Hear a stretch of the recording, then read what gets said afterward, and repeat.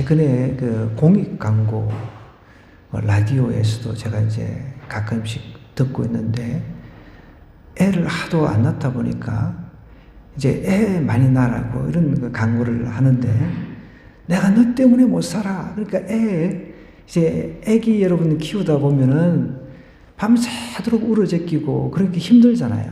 내가 너 때문에 못 살아. 그런데 또 아이가 이제 방글방글 웃고 그러면은 이제 그것 때문에 산다는 거죠. 역설적으로. 내가 너 때문에 못 살아. 그러다가 이제 아이가 웃고 또 예쁜 짓 하고 눈웃음 치주고 방글방글 웃으면 그것 때문에 산다는 것이죠. 그러니까 결국은 삶의 원동력이 자녀니까 자녀 빨리 낳아라. 그런 광고를 공익 광고에서 계속 하는 거예요. 여러분, 과연 삶의 원동력이 자녀입니까? 우리가 한번 생각해 봐야 됩니다. 아기 때는 좋죠. 아기 때는 아장아장 그럴 때는 예쁘고 좋죠. 그런데 좀 크고 나면은 정말 지옥을 또 경험합니다. 이 뭐 실감이 안 나시는 분들이 있을 것 같은데, 여러분, 아이들이 사춘기 때 지나고 나면은 이거 정말 지옥을 경험하는 그런 것들을 주변에서도 많이 듣고 저도 경험하고 있습니다. 저도 이미 경험을 했습니다. 그럼 삶의 원동력은 아이도 아니고 어른도 아니고 어떤 사람이 아닙니다. 삶의 원동력은 하나님이어야 한다는 거죠. 오늘 우리가 읽은 이 성경 말씀은 느헤미야 1장에서 7장까지는 느헤미야의 이제 기환, 느헤미야가 이제 총독의 그 부름을 받아가지고 총독으로서 기원해서 예루살렘 성벽을 재건하는 내용입니다. 그리고 8장에서부터 13장의 내용은 이스라엘 백성들이 하나님과 언약을 맺었는데 이 언약을 갖다가 갱신을 하면서 종교 개혁을 하는 거예요. 그 삶의 원동력이라고 하는 것, 여러분, 우리 안에 말씀 안에서 개혁이 일어나지 않으면 아무 소용이 없다는 것을 오늘 본문이 우리에게 말씀을 해주고 있습니다. 자, 그러면 삶의 원동력이 도대체 무엇인가? 하나님과의 바른 관계에서부터 시작된다는 거예요. 다른 것에서 시작되는 것이 아닙니다. 제가 서두에 우리가 애 낳으면 얼마나 아기 때는 아장아장 긋고 예쁩니까? 그런데 그것이 이제 조금 지나고 나면 쏙썩이고 말 안 듣고 얼마나 괴롭히는지 몰라요. 그래, 너 때문에 산다 그럴 때 너 때문에 죽겠다 그런 이야기가 나오는 거죠. 그렇지만 우리는 하나님과 관계가 바르게 되면요, 하나님 때문에 살 수가 있습니다. 그것을 똑바로 알아야 된다는 거죠. 오늘 그것이 우리가 읽어야 될 본문이고 우리가 묵상해야 될 본문의 내용입니다. 하나님과의 바른 관계를 유지하기 위해서 우리가 무엇을 해야 돼요? 그것이 바로 하나님의 말씀이라는 거죠. 하나님의 그 말씀, 이거 아니고서는 하나님과의 바른 관계는 절대로 불가능하다는 것을 이야기를 하고 있습니다. 오늘 1절 보십시오. 이스라엘 자손이 자기들의 성읍에 거주하였더니 7째 달에, 이스라엘 유대역으로는 7째 달인데 우리가 태양력, 오늘 우리가 지키고 있는 태양력으로는 9월달입니다. 9월달. 달력이 틀리기 때문에 참고해 주시면 되겠습니다. 7째 달에 이르러 모든 백성이 일제히 수문앞 광장에 모여 학사 에스라에게 여호와께서 이스라엘에게 명령하신 모세의 율법책을 가져오기를 청했다 그랬습니다. 지금 이 내용은 에스라 때에 부서진 성전을 재건을 했습니다. 이제 한 12년의 역사가 흐른 뒤에 느헤미야 때 성벽이 부서졌어요.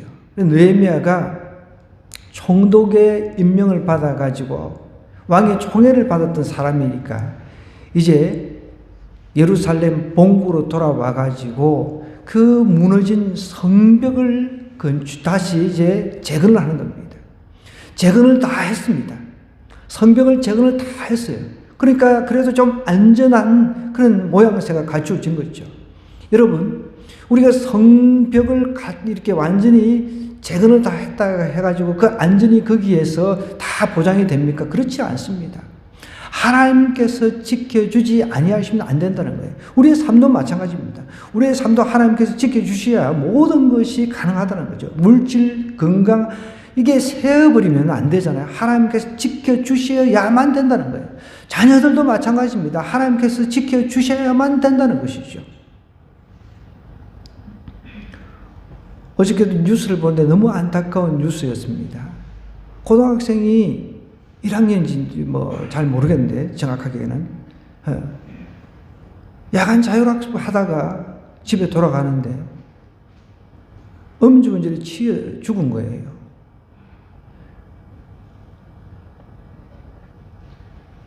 하나님께서 우리의 생명도 지켜주셔야만 된다는 것입니다. 오늘 본문 보십시오. 이스라엘 자손이 자기들의 성읍에 거주하였더니 7째 달에 이르러 모든 백성이 일제히 수납 광장에 모여 학사 에스라에게 여호와께서 이스라엘에게 명령하신 모세 율법책을 가져오기를 정했다라고 이야기를 하고 있습니다. 이것은 무엇을 말합니까? 성벽 자체가 이스라엘 전체를 안전하게 지켜주는 것이 아니라는 것입니다. 그래서 백성들이 자발적으로 느헤미야에게 율법책을 가져오기를 청하고 있습니다. 백성들이 율법책을 먼저 청했다는 것입니다. 자발적으로 모세 율법책을 가져오도록 요청을 했다는 겁니다. 여러분, 하나님의 말씀을 가까이 하면 그 안에서 하나님께서 나를 하나님께서 보호하시구나, 나를 지켜주시구나, 24시간 눈동자처럼 지켜주시구나, 이것을 말씀을 통해서 깨닫게 된다는 거예요.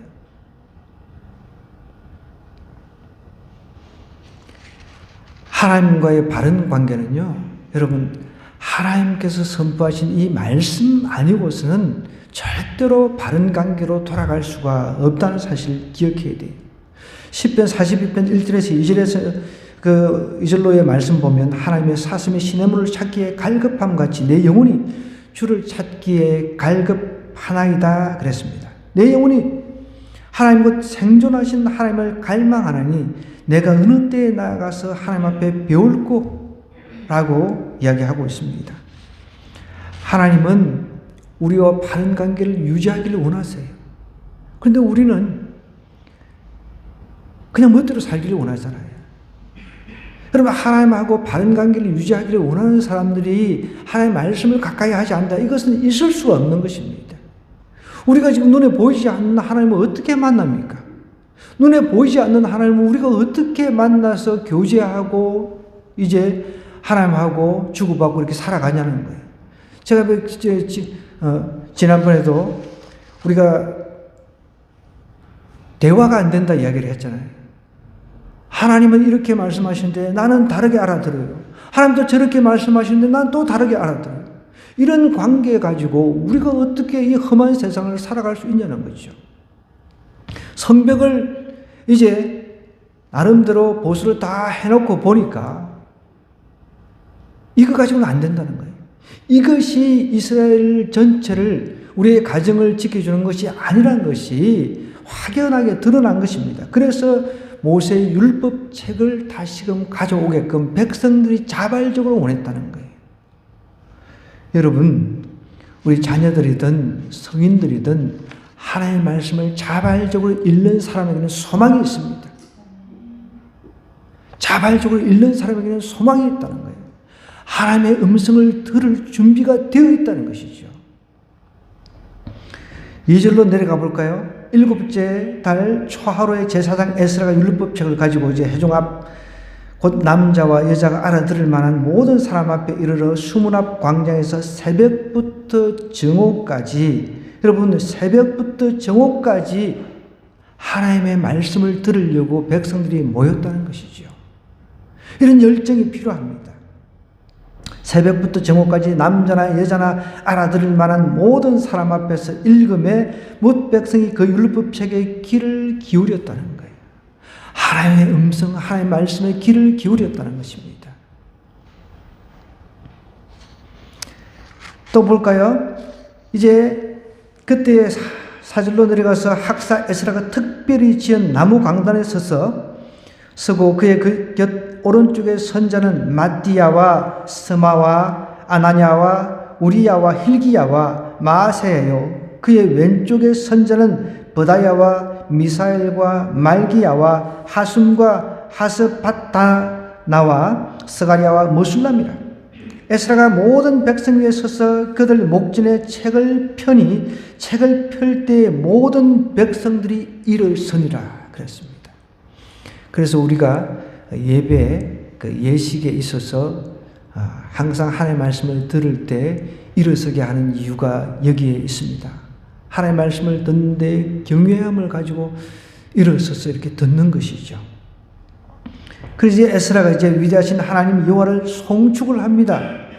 하나님, 모든 백성이 손을 들고 여기 송축할 때 아멘 아멘 하고 응답하면서 몸을 굽혀서 얼굴을 땅에 대고 여호와 하나님께 경배하더라 그랬습니다. 여기 이제 송축이 나오는데 여러분, 하나님의 말씀을 이제 받았습니다. 마음으로 받았습니다. 그러면 송축이 안 나올 수가 없는 거예요. 여러분, 여기서 말하는 이 송축은요, 단순히 우리가 그냥 찬양하는, 입술로만 찬양하는 그런 수준이 아니에요. 하나님의 말씀을 마음으로 들은 사람은 이 이스라엘 사람들이 송축한다라고 하는 것은 내장이 마음에 있다라고 믿었습니다. 이스라엘 사람들은. 그럼 내장 그 안에 있는 마음에 있는 것을 꺼내어서 하나님을 찬양한다는 뜻입니다. 찬양 그렇게 하는 거예요. 가사 몰라도 음정 박자 몰라도 상관없습니다. 안에 있는 내장을 꺼내서 나의 전 존재, 나의 전 인격을 가지고 하나님 앞에 찬양으로 나가는 거예요. 이게 경배입니다, 이게. 이런 수준으로 나가야 된다는 거예요. 그냥 뚫레뚫레 교회만 그냥 나오고 그런 수준이 아니라 하나님 앞에 마음으로 송축할 수 있어야 된다는 거예요. 그 말씀이 들리면 송축이 됩니다, 자연스럽게. 근데 말씀이 들리지 않으니까 하나님과 관계도 삐걱거리죠. 송축이라고 하는 게 어디 있습니까? 세상 노래는 잘 부르잖아요, 세상 노래.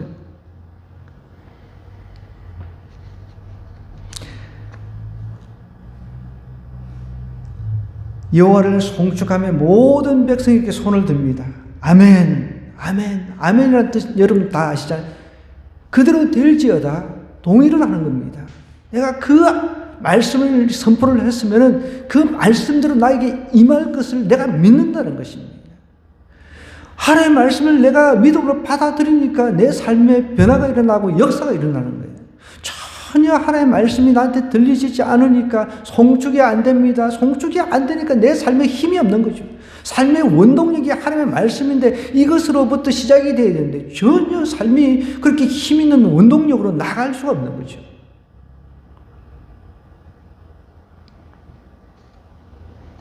여러분 잘 알다시피 다윗은 그 어마어마한 골리앗 장수 3m가 넘는 그 장수를 대적할 때 하나님 모욕하는 그 소리에 열받았습니다. 여호와는 나의 목자시니 부족함이 없다라고 고백했던 그 다윗, 그 전이었죠. 좀 아이 때 나갔는데 이미 하나님에 대해서 들었습니다. 율법의 말씀, 그때 당시는 오경이라고 이야기를 하죠. 하나님의 말씀, 구약의 그 말씀을 다 알았단 말이에요. 그 말씀을 듣고 보니까 이방 사람들이 하나님을 조롱하는 거기에 분노가 막 일어나는 거예요. 우리는 그냥 표면적으로, 겉으로만 아멘, 아멘, 습관적인 아멘 중독자가 돼가고 있습니다. 마음으로 송축하고 하나님의 말씀을 듣고 마음으로 송축해가지고 그 안에 모든 나의 전인격을 끌어가지고 전인격을 동원해가지고 하나님을 찬양할 때 진짜 그 말씀대로 나에게 이루어지겠구나 그게 믿어지면서 아멘 동의를 하는 거죠. 그럴 때 내 삶이 막 힘이 있어진다는 거예요. 그냥 아멘, 자다가 아멘, 졸다가 아멘, 그런 수준 가지고는 삶이 힘있게 나갈 수가 없습니다, 여러분. 그러니까 얼굴을 땅에 대고 경배가 자연스럽게 되는 겁니다. 경배는 하나님을 높이는 것 아닙니까? 그게 자연스럽게 이어지는 거예요. 말씀을 통해 가지고 막 마음에 뜨거움이 일어나니까 찬양 특별히 내장을 통해 가지고 마음을 통해 가지고 찬양이 그냥 나오는 거예요. 나오니까 그냥 경배가 자연스럽게 되는 겁니다. 이런 단계로 거쳐가는데 변화가 있지 않는 그게 이상한 거죠.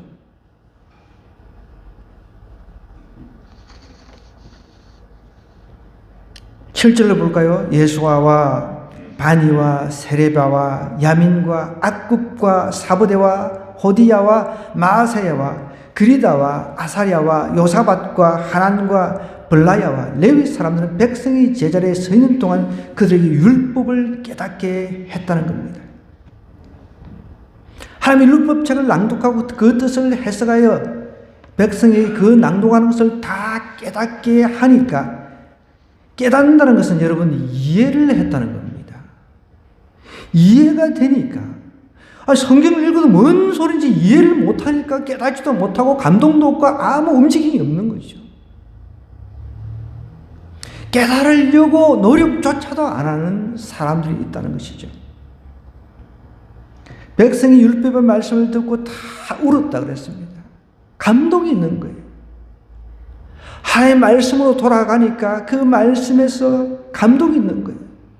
그 말씀을 받으니까 감동이 있을 뿐만 아니라 하나님 앞에 그냥 두 손 들고 막 송축이 되는 거예요. 단순한 입술로 찬양하는 것이 아니라 내 마음으로 막 송축하면서 경배가 되는 거죠. 방금 전에도 우리 조원 양이 연주할 때 제가 참 좋아하는, 저도 기타로, 클래식 기타로 언젠가 이걸 한번 연주하고 싶어요. 악보 없이. 그런데 아직까지 그 수준이 안 돼서 참 죄송스럽네요. 너무 좋아하는 찬양입니다. 순간 막 눈물이 났습니다. 하나님께서 우리에게 감동을 주니까 사람들이 그냥 우는 거예요. 두드리 패가지고 아이고 아파서 우는 그런 수준이 아니라 보십시오. 백성이 율법의 말씀을 듣고 다 울었다는 거예요. 이럴 때 변화가 찾아오는 겁니다. 이럴 때 막 희열이 찾아오는 거죠. 희열이 찾아오니까 삶에서도 그것이 연결이 되는 겁니다. 우리 삶이 얼마나 힘듭니까? 그죠? 먹고 살기도 힘들고 빡빡하고, 그런데 이렇게 하나님의 말씀을 듣고 내 내장이 하나님을 찬양하고 경배가 되니까 막 힘이 솟는 거예요. 막 감동이 오는 거예요. 막 그냥 누가 나를 울리지도 않았는데 하나님 주신 그 감동이 있으니까 막 눈물이 나는 거예요. 그러면 그것 가지고 한 주간 힘있게 살아갈 수 있는 힘, 그 원동력이 생긴다는 거예요.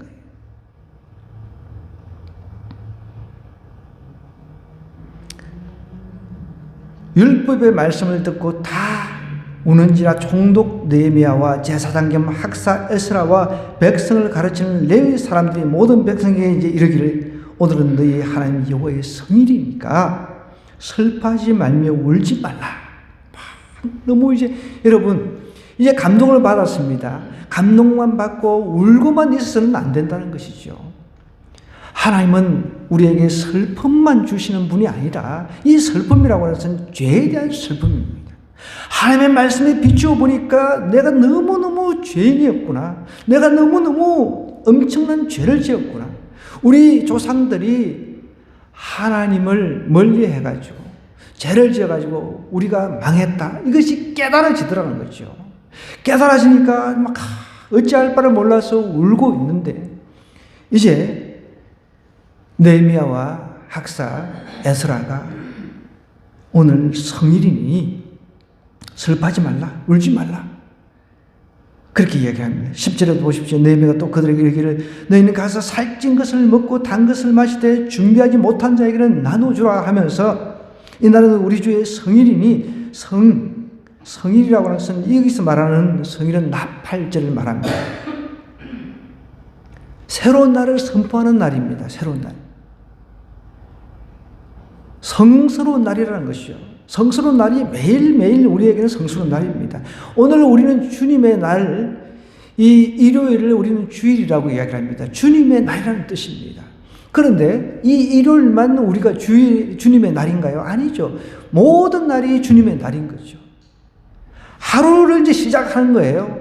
하루를 이렇게 이제 선포를 하는 겁니다. 새롭게 시작하는 거죠. 그 다른 날, 내일도 월요일도 하나님의 날로 이제 우리가 딱 선포를 했기 때문에 월요일 날 힘차게 하나님의 날을 어제 지켰으니까 오늘 이제 둘째 날, 하나님의 날, 둘째 날 열심히 살아나가는 거죠.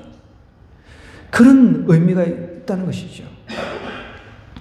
그런데 이렇게 한 날, 성스러운 한 날을 우리가 하나님 앞에 뜨겁게 감동으로 예배 드리고 난 뒤에 둘째 날 가가지고 픽 주고 가요. 셋째 날 더 죽고, 넷째 날 더 죽고, 더 죽고, 더 죽고. 다음 주일이 돌아올 때는 반쯤 죽고, 완전히 반 다 죽어가지고, 오늘 이게 제대로 된 게 아니죠.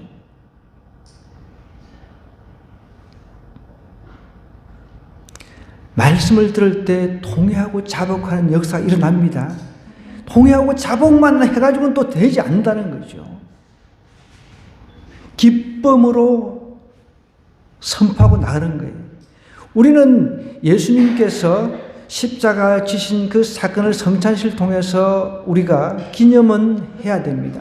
그렇지만 여러분, 이 성찬의 의미라고 하는 것은 주님과의 교제의 뜻이 있습니다.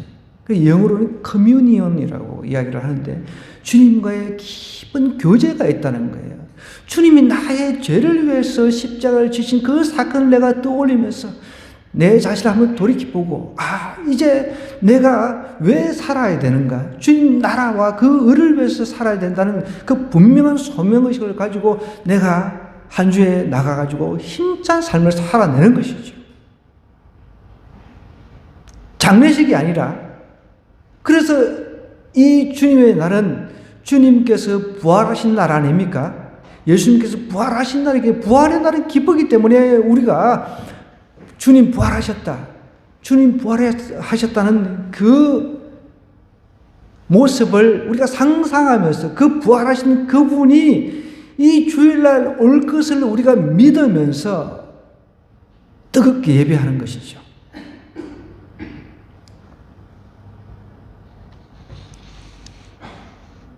삶의 운동력은 그래서 우리가 예배에 있다라고 이야기를 하는 이유가 바로 거기 있습니다. 하나님의 나라를 기쁨으로 막 지킬 때 삶의 그 원동력이 생기는 거예요. 나가서 막 힘이 생기고 뜨거움이 생기고 이미 내 마음속에 하나님께 주신 감동들이 있으니까 힘찬 한 날 한 날을 살아갈 수가 있다는 것이죠.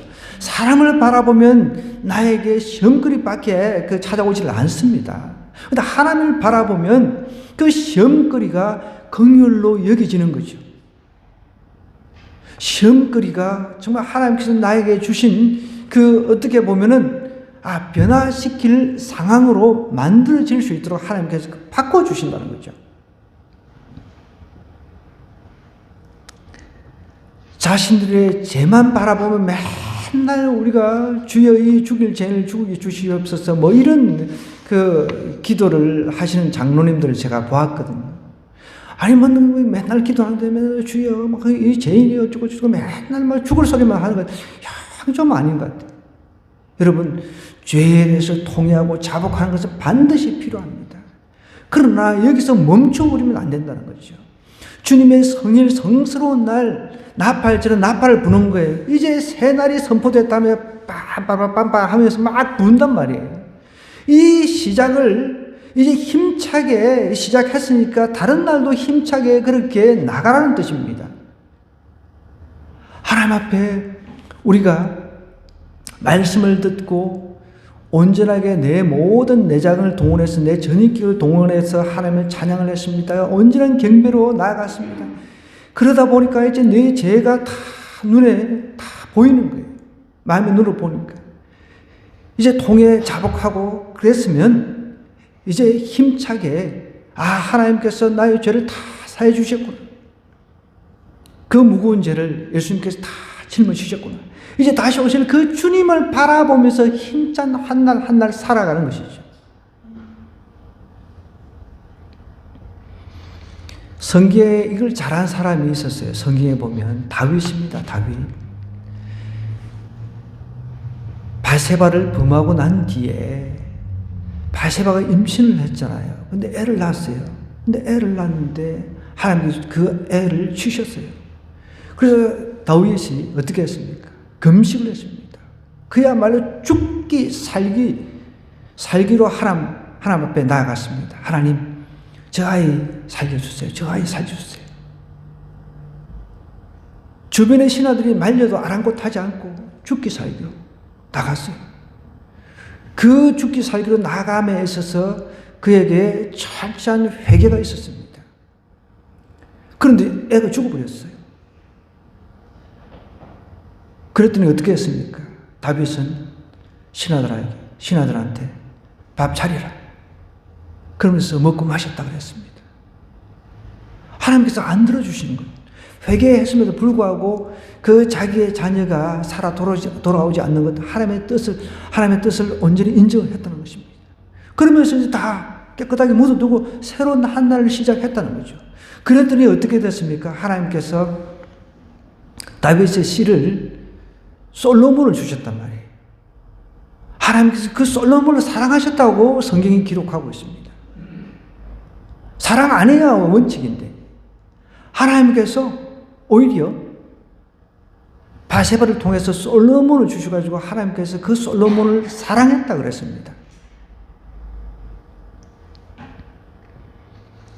우리 삶의 원동력이 여러분 어디 있습니까? 삶의 원동력은 하나님과의 바른 관계에서부터 시작되는데 그 바른 관계는 하나님의 말씀을 떠나서는 절대로 바른 관계가 이어질 수 없다는 겁니다. 그리고 말씀을 가까이 하시기 바랍니다. 매일 우리가 강조하는 게 그거잖아요. 그런데 가까이 안 하니까 강조를 할 수밖에 없는 거죠.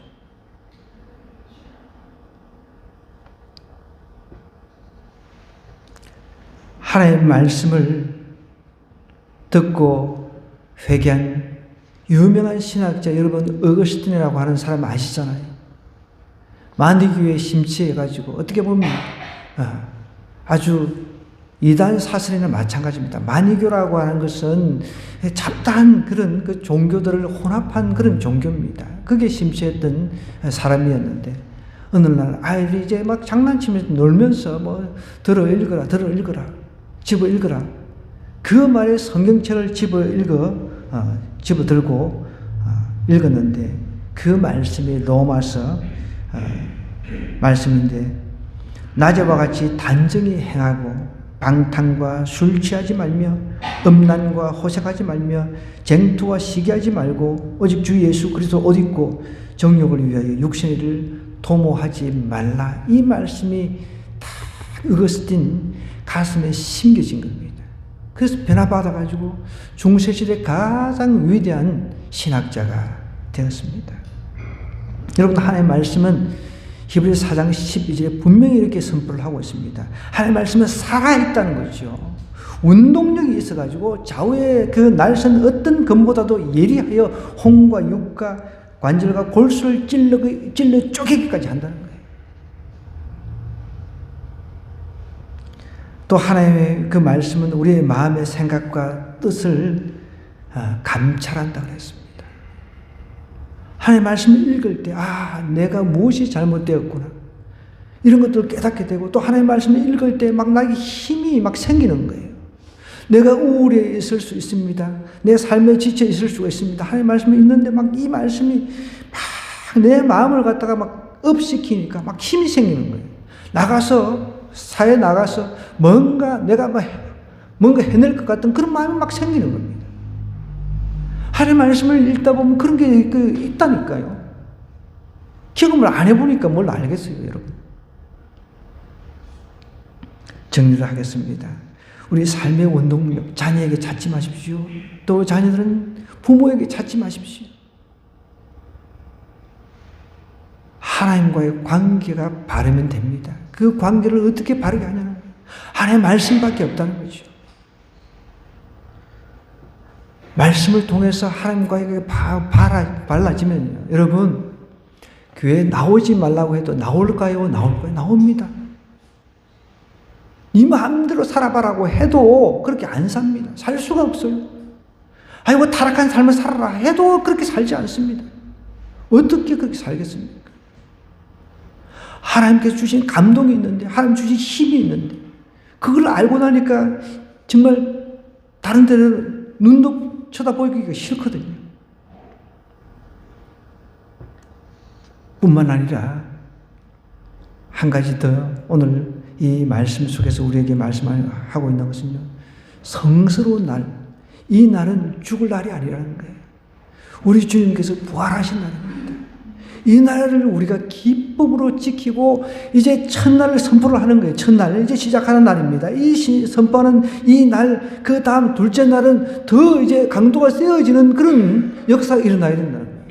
이 날에 힘을 받아 가면 갈수록 힘이 쫙 빠져가지고 그렇게 살면 안 된다는 거죠. 쭉 가야 되는 거예요. 파워 있게 나가야 된다는 거죠. 하나님께서 우리가 그렇게 살기를 원하신다는 거죠. 첫날에 그냥 한 시간, 길게 한두 시간 예배 드리고 쭉 그냥 다운돼가지고 그렇게 살아가는 인생이 아니라 첫날 나팔을 불었습니다. 이 첫날 선포를 했다는 거예요. 울고만 앉아 있을 일이 아니다. 하나님께서 우리를 지키신다. 하나님께서 우리를 보호하신다. 그러면서 나가서 이제 각자 일을 하게 하는 거죠.